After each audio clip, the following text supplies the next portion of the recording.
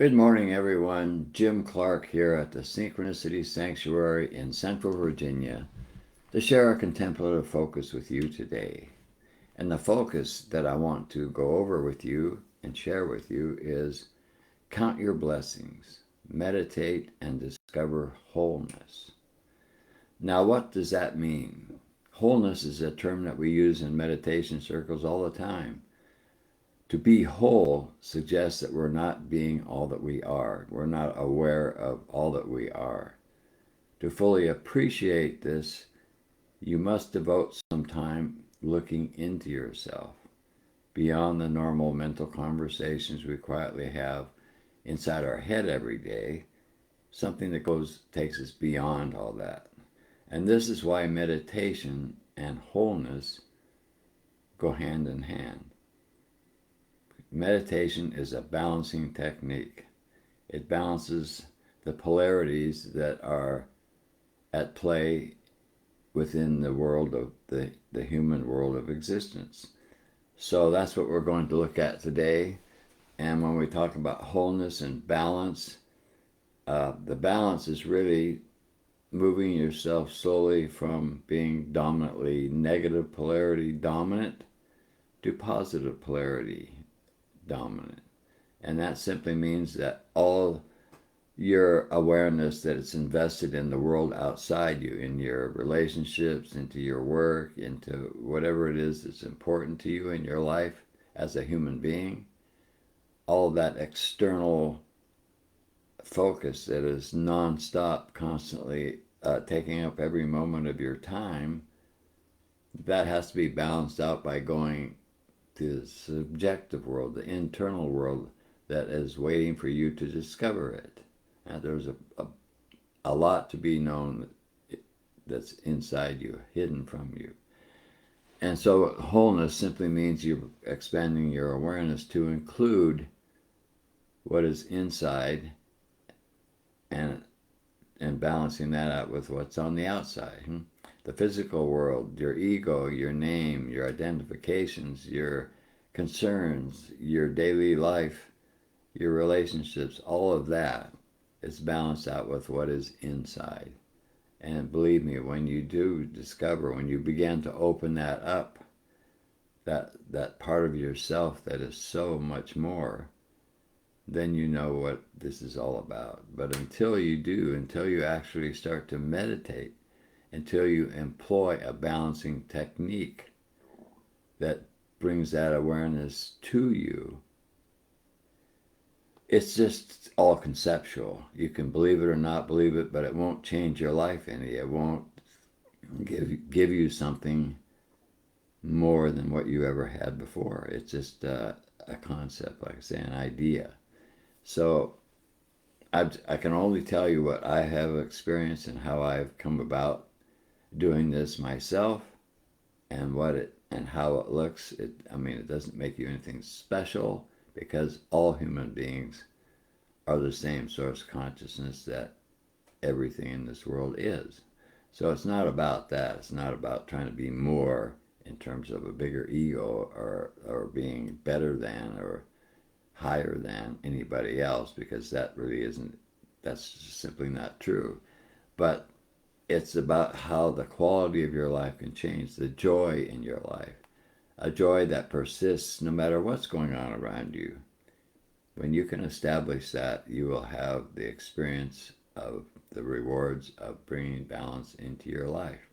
And in my case, how that journey began with me was I had a spontaneous awakening.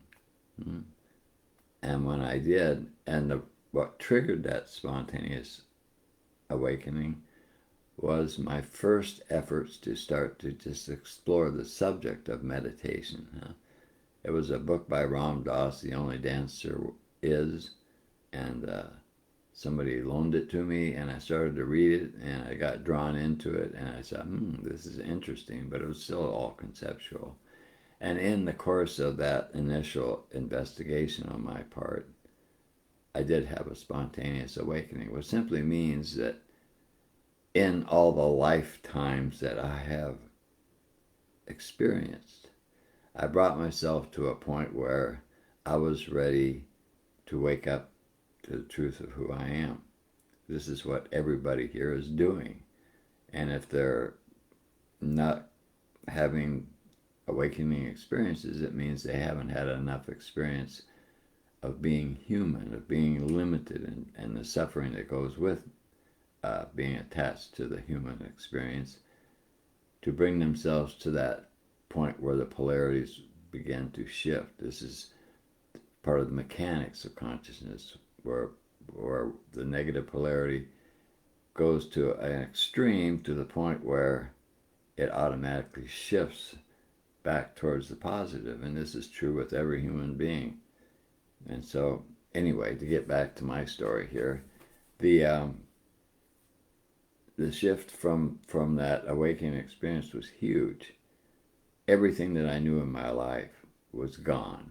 I was not gone like it disappeared, but who I was changed in that moment, because I had an experience, and an experience that dominated everything in my life. It was so powerful and so blissful and so fulfilling that I knew that was it. I had to get more of that, or I had to have that all the time. And at first I just enjoyed the state of being that brought with it, and I was so happy and so calm and so serene inside all the time, irregardless of what was going on around me. And that kind of an experience of life that brings you to realize that what is possible brings you to, at least for me, that was it. That was something I had to devote my life to at that point in the pursuit of it. Now, sure, there was still a strong ego, and there was still a lot I had to go through to balance out, and I did over time. I pursued several different methods of meditation because I knew that I had to meditate. That was the bottom line. And so I did several different styles of meditation over the next couple, 3 years. And they did bring some balance. I had many experiences that told me that I was on the right path, and I just had to keep doing it. And so then my concern became, well, what's the best meditation technique for me? What's going to bring me there the quickest and the easiest? And in that pursuit, I discovered synchronicity and synchronicity meditation. I tried out a sample meditation soundtrack, and I knew from my experience with that soundtrack that in relation to all the other techniques that I had used, this was the best yet, because it was so easy. I just listened to the soundtrack, and the technology embedded in it brought me into a meditation state deeper than what I had ever had before, and it consistently did this every time I used it.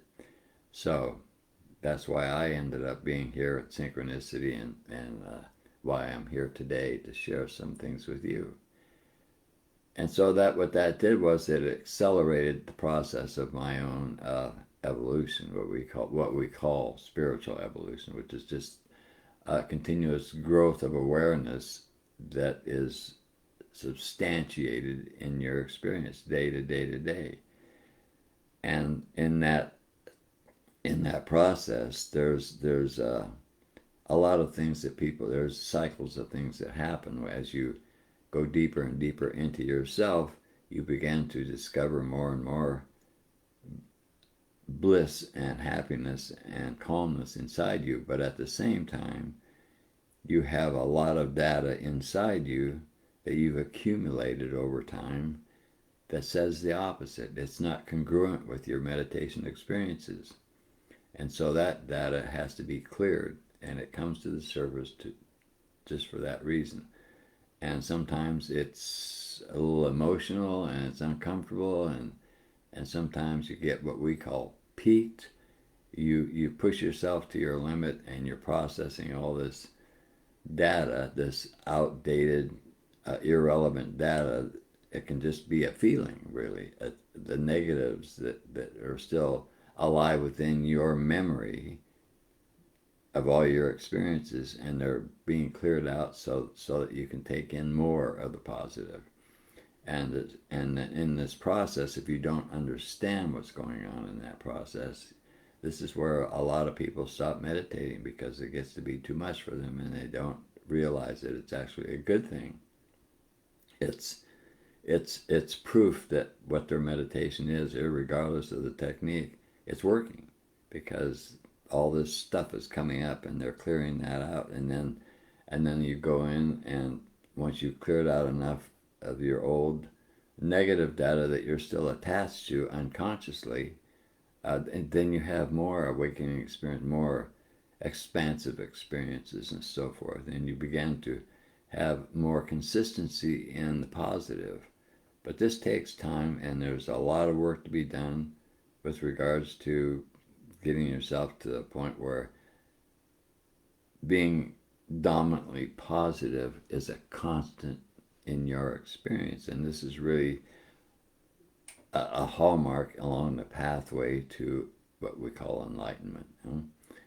And so you go through it, and you go through it, and you go through it. And I ended up living here simply because I didn't stop pursuing it. I did take breaks in it. Sometimes it got so intense that I had to stop and just return to a normal life, which was kind of boring after a while, and wasn't very fulfilling, but it was a rest period. And so, but my interest was still very keen on getting that experience I had when I first had my awakening experience. That was like the benchmark, and I wanted my experience to get back to that state of being and to maintain that state of being. And so I kept meditating, and I came here, which was something that my ego didn't really want to do, because there was a master here, and there was a lot going on here in terms of spiritual evolution, and a lot of meditation, and a lot of catharsis, and a lot of clearing, and so forth. But it was all good stuff. It was like my evolution accelerated a whole lot after I started living here, because that's all that we do here. This is all that was happening, and the energies that were here, which is what a master of meditation brings with them, is that their state of being is so strong and so in training that you're constantly in a state of meditation. And when you're in their presence, you're even more into that state, even though you're clearing data maybe sometimes at the same time. But this is the process, and this is how you count your blessings, because you discover your blessings. And after a certain point of time, when you've devoted enough time consistently meditating in your life, you develop the balance where the negative polarity, that dominant negative polarity that all human beings begin life with, has shifted, because the positive polarity, that internal blissful polarity of who you really are, becomes more and more steady. It's more and more present. And it's stronger. And when it gets to a certain point, when it gets to be the dominant polarity in you, then your experience really starts to move forward quickly, because you're in that state of being all the time then, which is what I'm experiencing as I speak to you in this moment. And that is a huge turning point. It becomes your new normal. A new normal that is so inclusive and loving and peaceful that you realize that all that you journeyed to get to that point was more than worth it, because this is something that you take with you.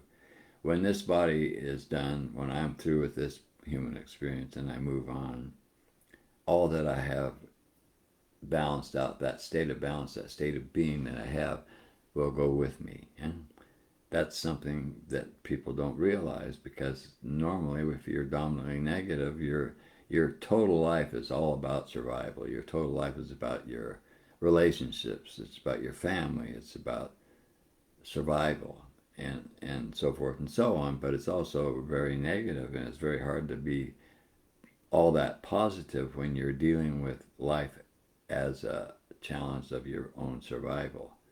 And this is what we see in the world today, where it's getting more and more negative. But in that process, it's also reaching a point where sooner or later the negative polarity will reach a extreme, and it will shift back towards the positive. And how that shows up, we don't know. Consciousness is orchestrating the show. We are that consciousness, and we are playing our part in it. So it's not about judgment or trying to get rid of the ego. It's about realizing that it's the ego that is part of a conscious intention in consciousness itself to create the possibility of experiencing ourselves for who we and what we are not, so that we can evolve ourselves to the point where we rediscover who we really are. And in that blissful explosion that happens when you do, this is the fulfillment in consciousness, to experience itself and to celebrate itself. So whatever you think, your life is perfect as it is, and it's working for you, whether it's a suffering life or whether it's a good life.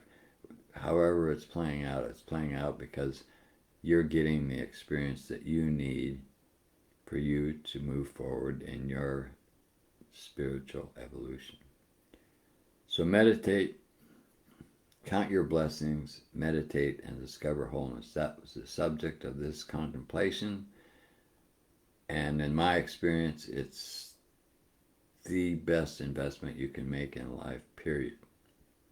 Nothing else you invest in is going to go with you when you're done with your life, but that will. And it makes your life much more enjoyable as you keep meditating and grow more balance. That's all there is to it, okay? So that's what I wanted to share with you today, and I hope that it has helped stimulate you to meditate and to invest in your own wholeness. And so until next week, where I'll share another contemplative focus with you, I bid you goodbye, and I thank you for watching, and I'll see you again same time next Monday morning.